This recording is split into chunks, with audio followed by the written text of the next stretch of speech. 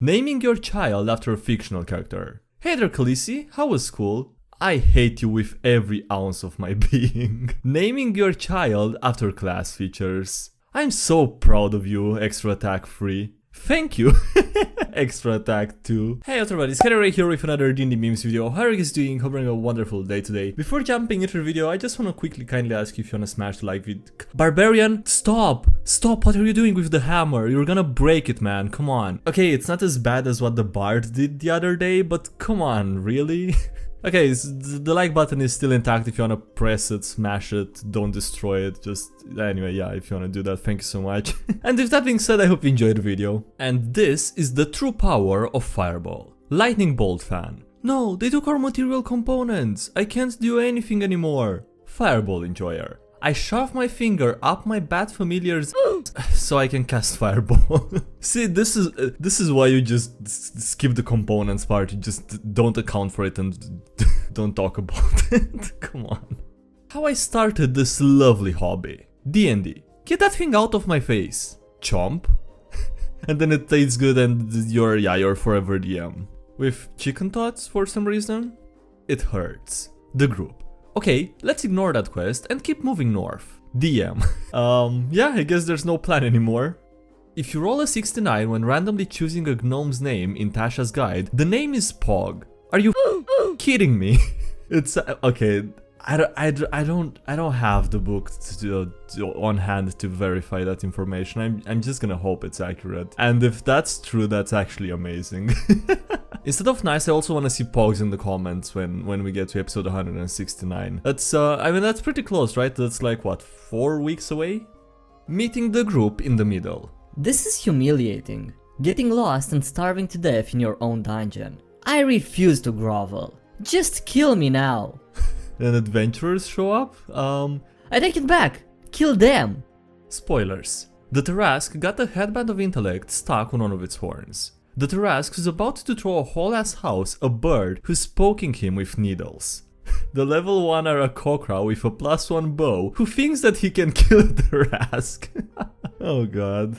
Sometimes it's fine, but most times it's unnecessary. The two PCs role-playing a romance scene, and the DM and the rest of the table. Hey, nothing wrong with a bit of role-playing between the homies, come on.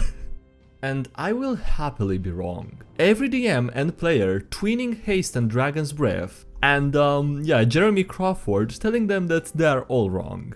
The human race. Bard. What's all this? Paladin. The Druid is in timeout. What did you do? Druid. I was selling a gluten-free organic whole natural weight loss thing. And? It was just hungry wolves. Lots of them.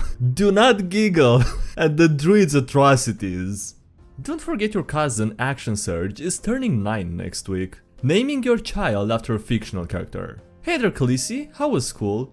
I hate you with every ounce of my being. Naming your child after class features. I'm so proud of you, extra attack free. Thank you. Extra attack 2. Giga Chad move. The tanning salon is officially open. The Cleric with Sunbeam. You're just a cheap knockoff. The Divine Soul Sorcerer with Sunbeam and Quicken Spell. Oh no. I'm the upgrade. Especially since the tweets haven't been official rulings since 2019. Half of Jeremy Crawford's tweets and yeah, I'll just ignore that I guess. Wait, I'm sorry, his tweets were actually considered official rulings until 2019? That's interesting to know, I guess. I didn't even know the game had rules actually, Jesus. Just let people enjoy things. Not every tiefling is jester. Me, enjoying D&D, and a redditor telling me that I'm just ripping off Critical Role. Average commoner has 4 health. At 5th level, a fighter has more than 35. 6 bludgeoning damage, 5 bludgeoning damage, 11 slashing damage, and 10 piercing damage. And then after 8 hours of sleep. Yeah, that totally fixes it. The sound of angry laughter followed. DM. And with that, you have uncovered the secret hideout of the Tabaxi mob. Or, as they call themselves, oh god no, says the player who hears it coming, the Meowfia. I hate you, says the same player. Hot take. It's not a patron if it's a sugar mommy or daddy. We should put the Eldritch back in Eldritch Blast. D&D community. Let me get this straight. You think that the Warlock's casting with Charisma instead of Int is wrong? I do. And I'm tired of pretending it's not. Well, someone's just salty. Have you ever seen a player start chasing a red herring without even realizing? One of my players explaining why he thinks that a certain NPC is a traitor, and me, the DM, knowing that the NPC is trustworthy, trying to understand what caused the player to distrust him. I don't know, maybe too many stories on the subreddit recently about DMs and NPCs tricking the party? I don't know. Never waste good food. I'm a Lizardfolk. What are you? I'm a human. Accepted. I will respect your body and flesh until you die. After that, it gets difficult. I know you might want a burial because that's the human tradition, but yeah, it's probably not gonna happen. Imagine. My character has poison sense. It uses taste to detect. It doesn't have poison immunity. Oh, good luck to that. The problem is the player, not the build. Why does min-maxing make you a bad player? That's the neat part. It doesn't. Reminds me of community's second D&D episode. Me. Forgets that D&D game night was tonight. Mike Ehrmantraut. Here's what you're going to do. Go to Taco Bell and order a dozen crunch wraps. No more, no less. Next, bring them to game night and offer them to the table. If anyone questions you, you tell them the drive-thru was long. That's actually solid advice. The worst thing that can happen is for the drive-thru to actually be long and you're gonna just be a hell of a lot later than initially. But I mean, what if you have takeout prepared and like stored in the freezer or something, and you heat it up in the microwave when there's an emergency like this and you're late somewhere? Yeah, I can't imagine a single thing going wrong with that one. Well, we didn't know we could die. Players. You never warned us that the fight could be hard. GM literally describing a Tarrasque and 2 ancient dragons. I keep seeing things about this and thinking and just I mean, I don't know. Players need to learn early on that they need to take the fights that they can and that running is an option when they can't win a fight. Tyrant roleplay is my favorite kind of roleplay. Really, I think you haven't heard of VRP then. Or maybe it's part of it, I don't know. I love playing a lawful evil character. I want to impose my will on others and rule with an iron fist.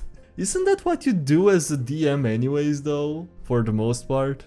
My group is weird. I love it. Me. I think my group will like the alchemy jug, free acid, poison, oil and alcohol and will surely give them some nice options. What? You should atone for your Murderhobo sins. It's gonna be okay. Everyone makes mistakes. Now go tell that family that you're the reason that their son died. That's the Murderhobo they're telling that to. Okay. I'm kinda tempted to ask for the source on this, but I feel like I might regret it. Oh no. My reaction when the Cleric casts Spirit Guardians and it deals necrotic damage. Are we the baddies? Healing itself isn't good or bad, it's why you heal that makes it good or bad. A kind cleric healer, a cleric healer whose job was the interrogation, torture and healing back of the prisoners of the Inquisition. You can unlock a door with a strength check, right? Barbarian. Rogues? Where we're going, we don't need rogues. Oh my god, I've seen that picture with the doors a few days ago. I still haven't, I don't know if there was any reason confirmed, like, you know, any explanation given for how the doors got into that state. That's a great use of that meme. I mean, of the picture. Anyway. None of us is privy to your table. r/DnDMemes poster. The rules are just guidelines. I made a meme ignoring raw because my table homebrew stuff. That's your prerogative. The most important thing is having fun. But since nobody has any point of reference to your table beyond a commonly shared set of rules, why did you post a meme entirely ignoring them to a public forum when everyone else lacks your homebrew's point of reference? And obviously they get angry, yeah. It's me, I'm the DM. I'm calling myself out on doing this. The DM spotting some eldritch horror with a stat block on unearthed arcana and immediately making a side quest to fight it. You are a weapon attack, but we do not grant you the power of Divine Smite. You can't Divine Smite with your fists. I thought this one was a repost, and you'll see I guess why, but it's not, the last frame is different. I was really about to skip it actually. How does your party, table or DM handle pickpocketing rogues? Thanks for playing a rogue for our group. We need the stealth and trap skills. You wake up 200 gold richer. That's great, that's a great alternative to the last one. Instead of stealing from the party, just do Santa Claus roleplay. Beware his power. Player. I wanna play a chaotic neutral Aarakocra wizard who... Just tell me what character you're copying, says the DM. Daffy Duck from the Behold the Wizard music video. It's probably for the best anyways. Jumping in 5th edition takes up movement. Yes, but falling down doesn't, right? That's correct. Simic hybrids can move 2 feet horizontally for every foot that they fall, right? Don't you dare say what I think you're trying to say. So, can my Simic hybrid rapidly jump and glide to effectively skip across the battlefield at 60 movement speed? Absolutely not. I mean, why not? Why not? Why not? That seems like the absolute perfect workaround. It's obviously and most probably not the way it was intended to be used, but I mean, if it works, it works.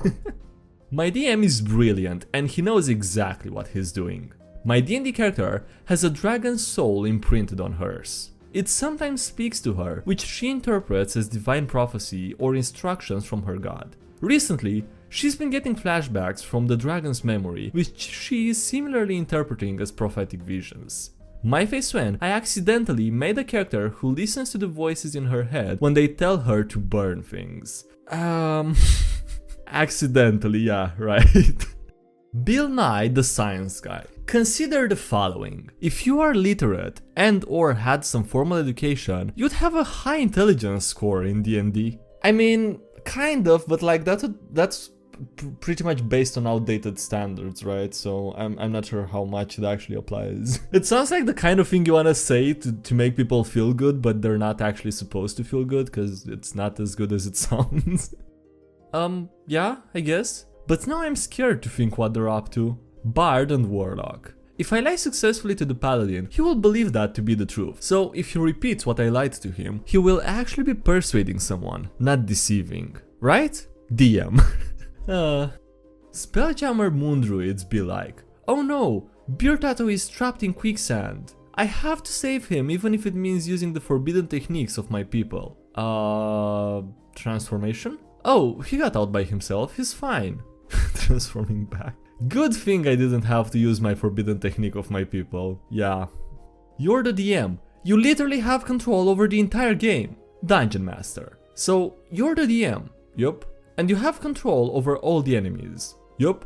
And so you can change the difficulty of the encounters. That makes sense to me. So, if your players are powerful, you can give them harder enemies to fight. My players are too overpowered. Maybe they're, I mean, I can get, if you're using, I don't know, like, you know, those online things that give you encounters based on a challenge rating, you try to go based on those and not, like, mess it up, right? You don't want to give the players unwinnable fights, I guess. But yeah, I get how the DM should be able to make difficult encounters just based on the fact that the players are stronger than they're supposed to be. Anyway, on that note, that's gonna be it for today's video, so thank you so much for watching, I hope you enjoyed. Don't forget to leave a like if you did and subscribe for more if I'm not already. Also, thank you to everyone supporting the channel on Patreon as well as on YouTube, I appreciate it a lot, so thanks so much for that. Links below if you can check those out, as well as links to the social media, Discord, server, anything else. And yeah, that's it, thanks again for watching, I'll see you next time, have a great day, bye.